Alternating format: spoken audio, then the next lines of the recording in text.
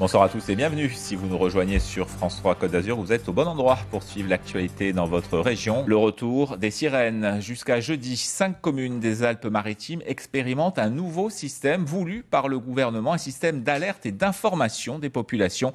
Des sirènes qui n'avaient pas fonctionné dans toutes les communes lors des intempéries meurtrières d'octobre dernier. Bernard Persia, Jean-Paul Verlaine. Ces sirènes d'alerte qui nous sont familières pour les entendre chaque premier mercredi du mois à midi vont faire peau neuve. Datant pour la plupart de la Deuxième Guerre mondiale, destinées alors à prévenir les bombardements, le ministère de l'Intérieur a décidé de rénover notre réseau actuel en un nouveau système d'alerte et d'information des populations.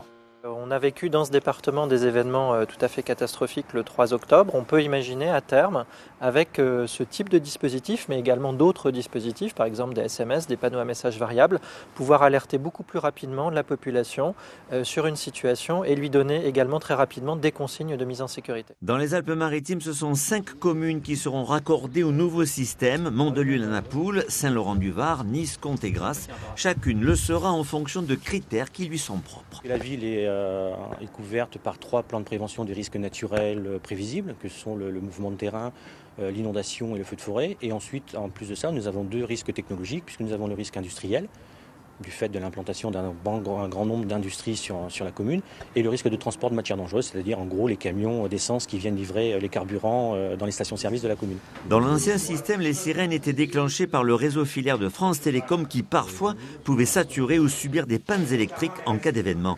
Désormais, elles seront déclenchées par radiofréquence qui permettront plus de fiabilité mais aussi plus de souplesse. Les gendarmeries, les commissariats de police pourront le déclencher de leur poste.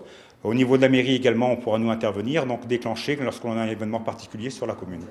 Une fois l'examen des installations électriques existantes terminé, il sera procédé à leur rénovation technique.